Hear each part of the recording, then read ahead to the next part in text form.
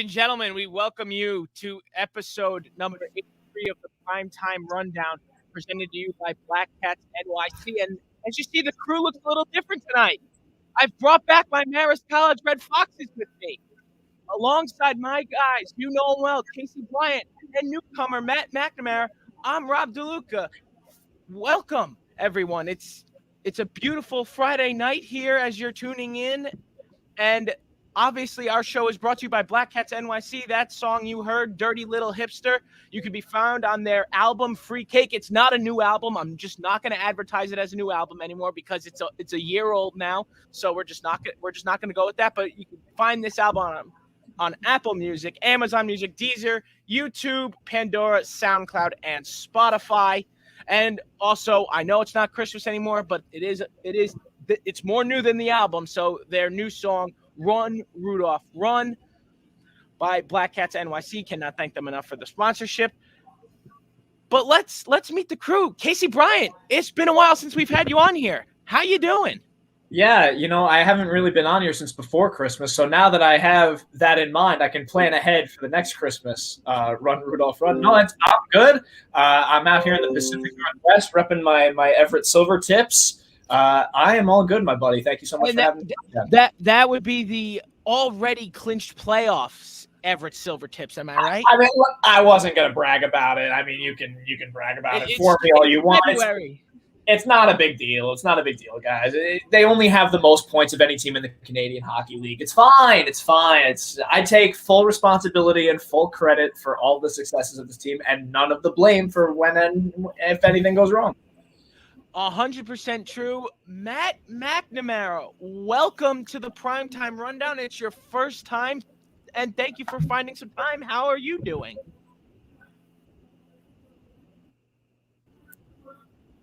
Thank you for having me, guys. I've heard a lot of great stuff about this. I mean, obviously, I know Casey and Rob have been regulars. It's nice to be invited into the fold. I'm excited to get back with the boys and just have a nice little chat. So our regulars, Joey Jarzynka and Ian Schraier, out tonight. Mike Szabo also unavailable. Mike Szabo decided to go be a good student tonight at St. John's University and attend his night class. How dare he? But nevertheless, we found two great people to bring into this show tonight, and we've got a good show for you tonight. We're going to talk a little baseball.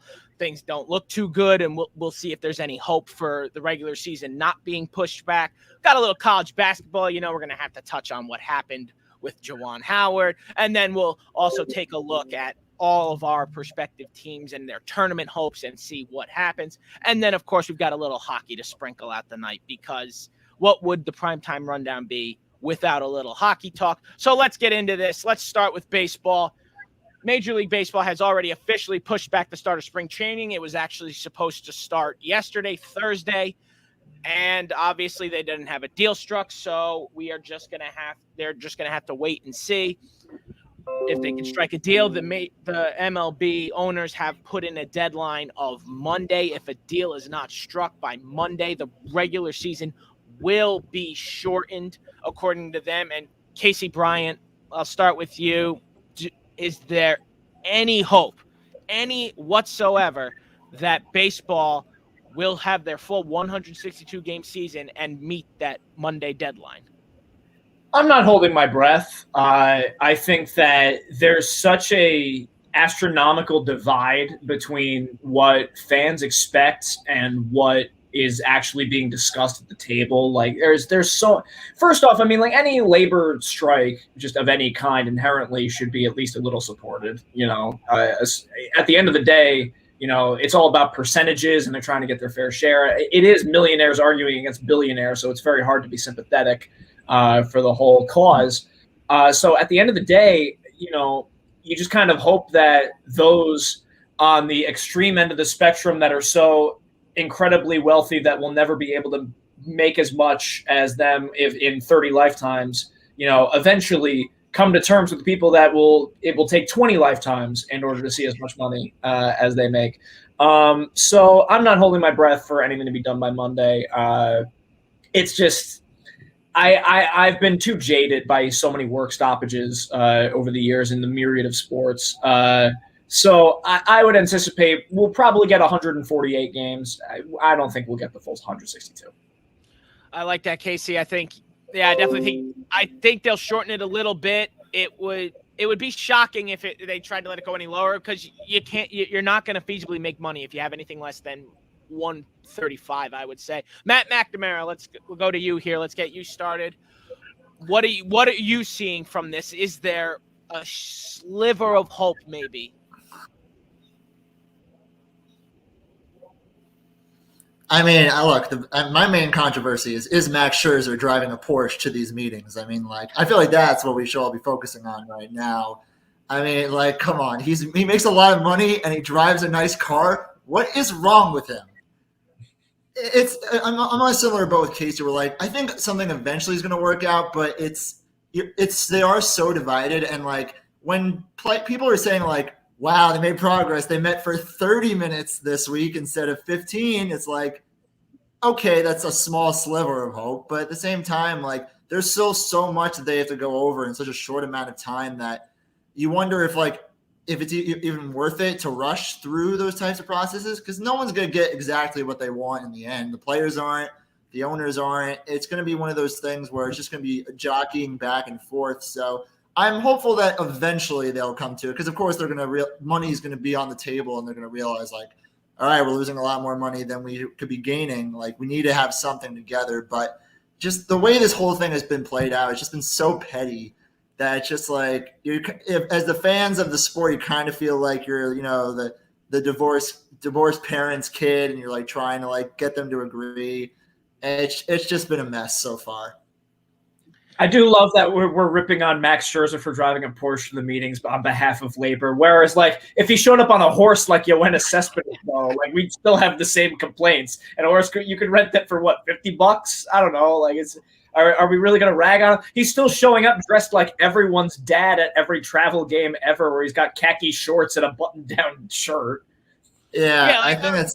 Let's not be hasty here, fellas. Garrett Cole showed up in a rental car today. I believe it was a Ford Mustang, if I'm not mistaken. Until they're showing up in a Honda Odyssey, miss me, Yeah, it's unbelievable. Tragic stuff here from these players showing up in all these fancy cars, trying to beg for more money. But Casey, let's go to you again. And obviously, one of the bigger changes that it seems like once there is a deal struck, it's going to happen, and that's the universal DH. Jake DeGrom will no longer be able to provide the Mets offense anymore. And honestly, obviously kidding, sort of. How do you feel about this universal DH? Do you feel it's taking away from old time baseball, or is this something you've finally been waiting for, especially with how the Mets have been building their roster, and this is something that they need? I will be honest. You do have more than a fair point, because Jacob DeGrom, how many of his wins have come from him driving in his own runs? Honestly, he may never win another baseball game again. It's actually insane. I will say in my opinion on this, because I was very much so against the universal DH a few years ago, because I was a baseball purist. I wanted there to be some difference between the American League and National League. And then I had to watch, Mets pitchers hit into my adulthood, and Mets hitters, when their job is to hit, can barely hit. So when we somehow tripped over ourselves and got runners on second and third with 2 outs, and you're all right, who's coming up? Tomas Nido and Trevor Williams. Oh God. It's if I never have to see Tyler McGill reach for a bat again, I'll be a happy man. Will it mean no Bartolo Colon home runs? Yeah, it will. Will it mean Steven Matz's grandpa doesn't stand up and freak out in the crowd when Steven Matz hits a double? Yeah, it means none of that. But you know who else will be standing up and cheering? Everyone else in the stands when the designated hitter actually hits one over the fence. When Pete Alonso is mashing 60 dingers because he doesn't have to worry about playing the field anymore, no one's going to care, and people in 5 years are going to forget about this whole debate. I like that. Yeah. Matt McNamara, let's come back to you here. I mean, look, with everything up in the air right now, all these potential changes, is there a potential change from some of these CBA discussions that has you intrigued? Is there something specific that piques your interest here? I mean, in terms of, I don't know if intrigued is like intrigued in a good way, but I feel like the sort of push for more playoff expansion could really make a difference in terms of how we see the MLB for the next 5 to 10 years, because the way that they've just been expanding the playoffs in just the past few years alone. I know the shortened season because of COVID was its own thing, but you start to wonder, okay, if we're adding more and more teams to the playoffs, we're trying to make more money, how much of the regular season matters anymore? And to that point, how much does an 162 game regular season matter? Because the more teams you're adding, then it's like a lot of people, most baseball purists obviously are okay with the 162 game season. It's what they wanted, but more of the casual fans and some of the other fans that baseball might want to pull in, they're not paying attention for the first few months. And if you're making it so that it matters even less, then why would they have any excuse to pay attention up until the final few months of summer when you've got August and September in the playoff hunts? I think it's one of those things where, like, if you're going to make that decision for a playoff expansion, you have to start to look in and figure out, all right, well, how much of the regular season matters now, and how can we make it so that fans are going to want to pay attention from the beginning of the season to the end of the season? Otherwise, it's just going to be more of the same in terms of viewer drop-offs in those first few months. Matt, some fan bases don't have trouble watching from April till October. It's not like the Yankee fan base that shows up for opening day, then enters hibernation until the first week of September. You roll out of bed, you're like, they're 5 games up on the Rays, huh? Oh, I've been watching all the way. Luke Voigt, is he still here? Jason Jomby, yeah. But Casey, I'm looking at you, the Mets fan. I'm looking out for your mental health. I mean, last season, games of the season. Wait a minute. Less suffering, right? Honestly, phenomenal. It's so great to have my 2 rant sessions man's back together. Nothing more you can say about it. Primetime rundown here, just getting started. We'd like to thank you all for tuning in. We're talking baseball here, and let's try to go into a topic here. Let's talk about if shortening the season is actually necessary. Because here's the thing, in my personal opinion, spring training's already way too long. Just shorten spring training to like 3 weeks as opposed to 5, 6 that they already have. This is kind of crazy to me that they felt the need that spring training needs to be longer than a month, especially when most of these guys play only 2 innings and then get pulled for the guys who play the other 7. It's not feasible to me. I think they'd be perfectly fine playing for 2.5, 3 weeks of spring training, if that, and then you have your full 162 game schedule on pace. There is no reason to try and preserve spring training for as long as it is. So I feel like the Monday deadline is a little harsh because of that, because what they're trying to do is preserve a normal spring training, and shortening the regular season's not the proper answer to me. Casey Bryant, how do you feel about it? That's an interesting question, because baseball, I think, is a little different than football, where I know they're talking about shortening the preseason and adding more games to the regular season.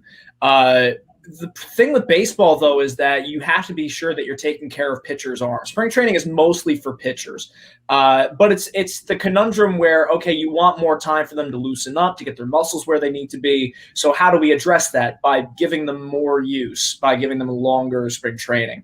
So you're using them more simultaneously while also making sure they're getting ramped up for the regular season. So I mean, honestly, I wouldn't touch it. I mean, I think 162 games is perfectly fine. Spring training, make it however long it is, so that guys are going to stop tearing their UCL or whatever their injury is. Tommy Johns are still around every single corner because everyone throws 105 miles an hour now. So I don't know if shortening or lengthening spring training has any effect on that. I haven't seen the science either way. I would just imagine that keeping it longer makes sure that everyone is looser. And so before that, you'd be able to perform better come the regular season.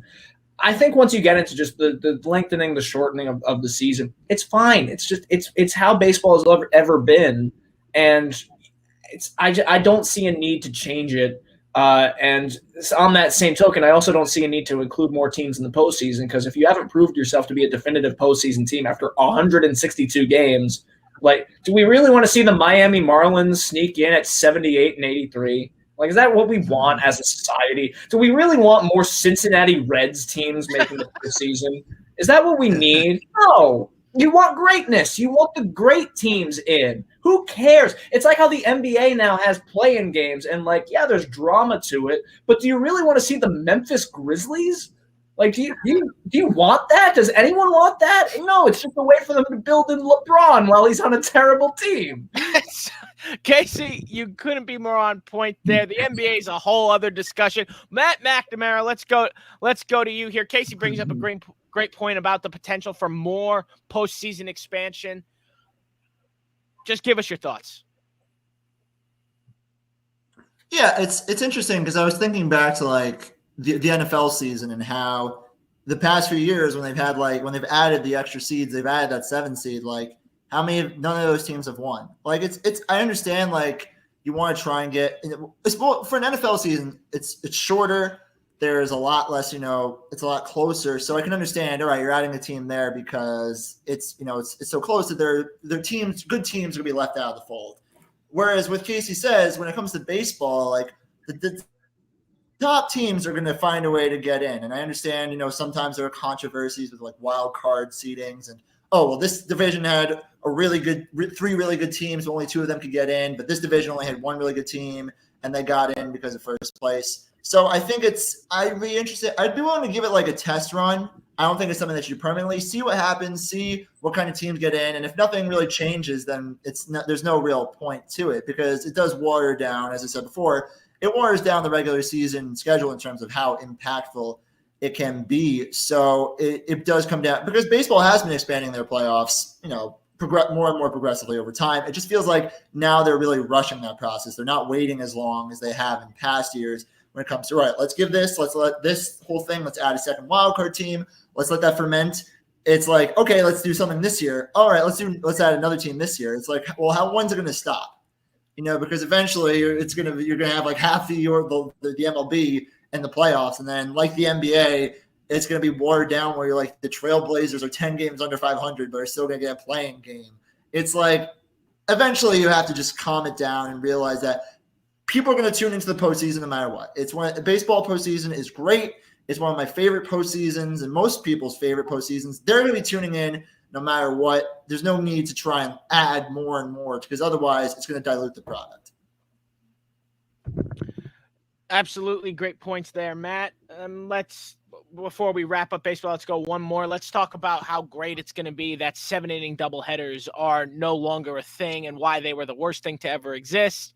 In addition to the runner on base rule, which again, why did they need to exist? What was the point of this ever happening? What was the point of this experiment, Rob Manfred? What did this accomplish exactly? Is the point that every baseball fan ever has questions for you.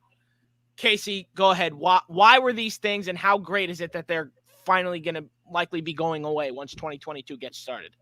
The 7-inning doubleheaders are like I was ambivalent on because like as much as I hated to see a game end in like the bottom of the 7th inning, I at least understood the logic of it. Where you're like, all right, it is a lot of baseball to play in a single day, but like it's a lot to sit through. It's like 7 hours at the ballpark if you're a fan. So like I get it in that sense. I don't like it, but I get it. The runner on the second rule I've never seen a rule designed specifically so that fans can leave. That Progressive commercial where like they're like talking about to the parent trying to prevent you from becoming your parents, and you're like, let's not talk about leaving the stadium before we've actually walked into it. Yes. Like that's what Rob Manfred does every time he walks in the baseball game. Like he walks into a baseball stadium and he's just like, hey, if we leave by the 8th inning, I think we can make it to dinner on time. Like, do we want to beat the traffic? Do we want to like let baseball fans watch the sport that they just paid exorbitant amount of monies to watch? Right? Like, it does not make so much sense to, let people enjoy